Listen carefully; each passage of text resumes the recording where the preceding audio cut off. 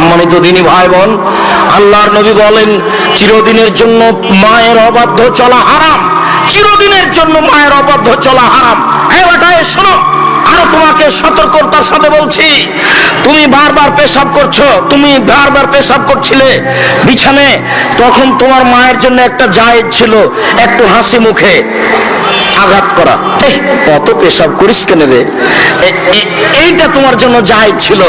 এখন তোমার মা তোমার কোলে, তোমার মাকে তুমি এইভাবে বলতে পারো না, কি যে করি, এত পেশাব কেমনে পরিষ্কার করি, হ্যাঁ কি যে করি, যখন তখন পেশাব করছে, এরকম কথা বলার সুযোগ নেই।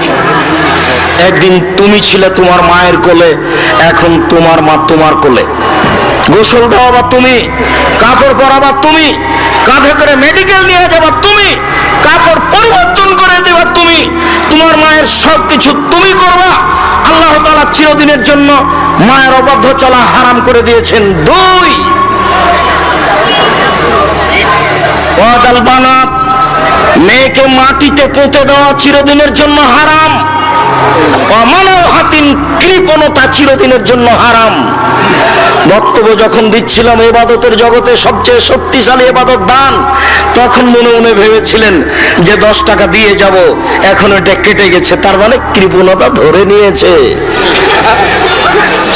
কৃপণতা চিরদিনের জন্য হারাম। অত্র বুখারী মুসলিমের হাদিসে 3টে জিনিসকে হারাম করা হয়েছে, হারাম শব্দ উল্লেখ করা হয়েছে। 1, পিতামাতার অবাধ্য চলা। 2, মেয়েকে মাটিতে পুঁতে দেওয়া। 3, কৃপণতা করা। কায়েস ইবনে আসিম রাদিয়াল্লাহু তাআলা আনহু বলেন, আল্লাহর নবীর কাছে এসে, ইয়া রাসূলুল্লাহ, ইন্নী ওয়াআতু সামানিয়া বানাতিন লি, আমার 8টি মেয়েকে আমি নিজে হাতে মাটিতে পুঁতে দিয়েছি। ও তার 8টি মেয়েকে নিজে হাতে মাটিতে পুঁতে দিয়েছে।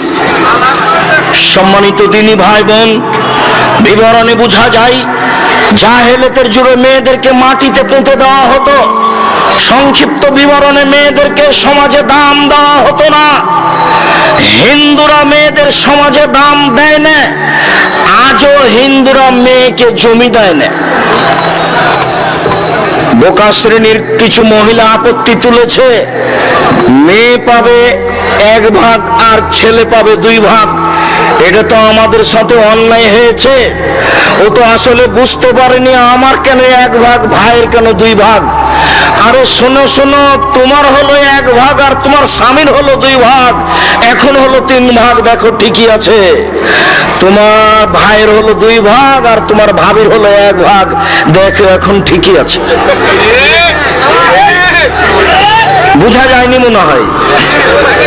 আরো জরুরি কথা যে তোমার বাপ মারা গেছে, তোমার বাপের যত বন্ধু বান্ধব আত্মীয় স্বজন ছিল এখন সব তোমার ভাইয়ের বাড়িতে আসবে, কেউ যাবে না তোমার বাড়িতে। তাহলে তোমার বাপের উত্তরাধিকারের হিসাবে খরচ তোমার বেশি না তোমার ভাইয়ের বেশি?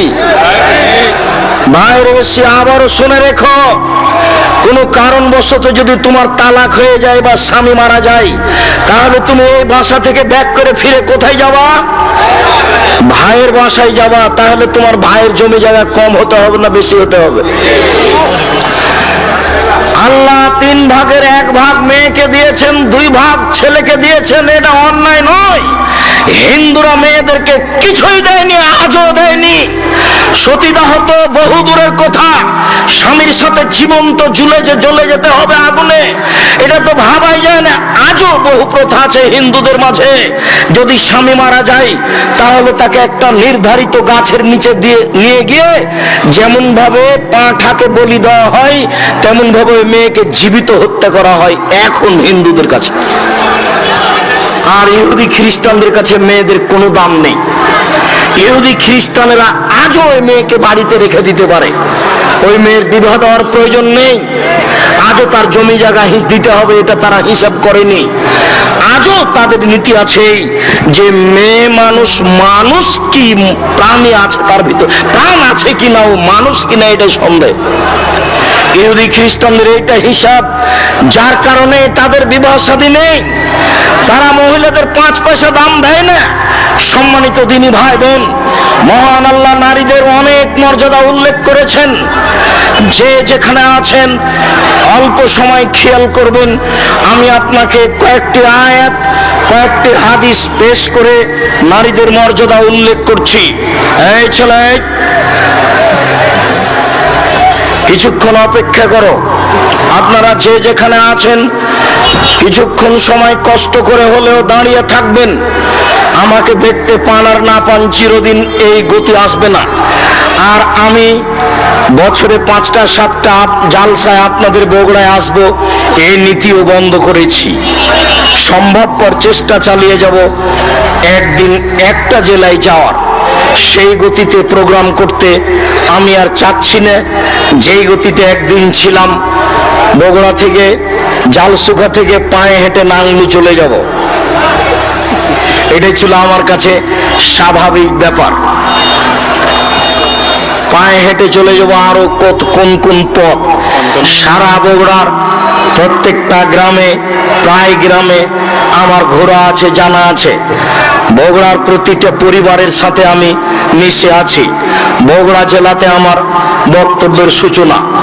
যারা সূচনায় ছিলেন তারা আজও অনেকে আছেন। সূচনায় থাকার একজন চলে গেছেন দুনিয়া থেকে, সেটা হচ্ছে বীরকুষ্টের আনসার মাস্টার। আনসার মাস্টারের জন্য দোয়া করি, আল্লাহ তার কবরকে প্রশস্ত করুক, কবরকে আলোকিত করুক, আল্লাহ তাকে মাফ করুক।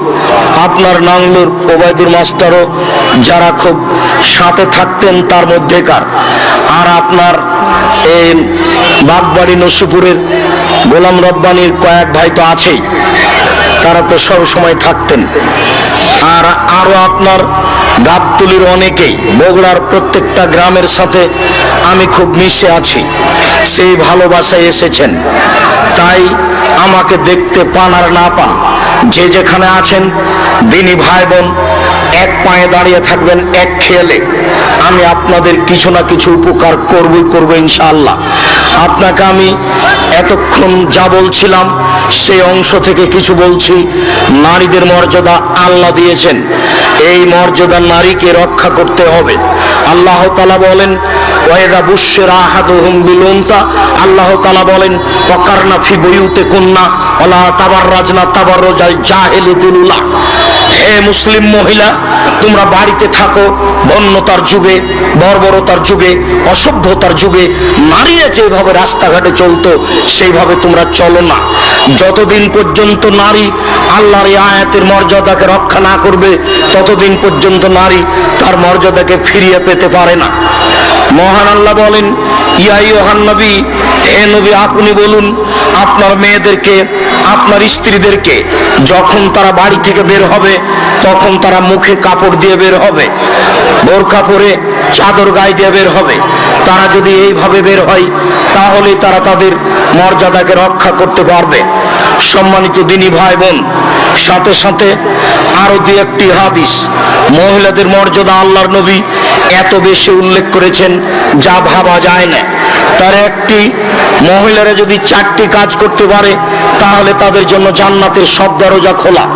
মহিলারা যদি 4টি কাজ করতে পারে তাহলে তাদের জান্নাতের সব দরজা খোলা। 1, 5 ওয়াক্ত সালাত আদায় করবে। 2, রমজান মাসের সিয়াম পালন করবে। 3, স্বামীকে মেনে চলবে। 4, জেনায় লিপ্ত হবে না। যদি এই 4টি কাজ করতে পারে জান্নাতের সব দরজা খোলা। সাথে সাথে আর উল্লেখ্য যে কোন মেয়ের যদি জেনা হয়েই যায় তাহলে সে যদি তওবা করে তাহলে অতীতে যত পাপ করেছে সব পাপকে আল্লাহ নেকিতে পূর্ণ করে দিবে। সম্মানিত দিনী ভাই বোন, আপনাদের জন্য জরুরি সুসংবাদ যে আপনারা যদি ওযু করার পরে আশহাদু আল্লা ইলাহা ইল্লাল্লাহ ওয়া আশহাদু আন্না মুহাম্মাদুর রাসূলুল্লাহ বা আশহাদু আল্লা ইলাহা ইল্লাল্লাহু ওয়াহদাহু লা শারীকা লাহু ওয়া আশহাদু আন্না মুহাম্মাদান আবদুহু ওয়া রাসূলুহু, এই দোয়া বলতে পারেন তাহলে জান্নাতের 8টি দরজা খোলা। শুধু যে নারীদের জন্য এই বিশেষ মর্যাদা তা নয়, আপনাদের জন্য বিশেষ মর্যাদা রয়েছে।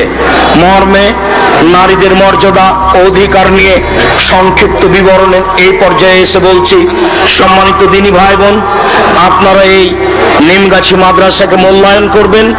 যার যতটুকু সম্ভব আপনারা যাওয়ার সময় দান করে যাবেন, কম হলেও বেশি হলেও।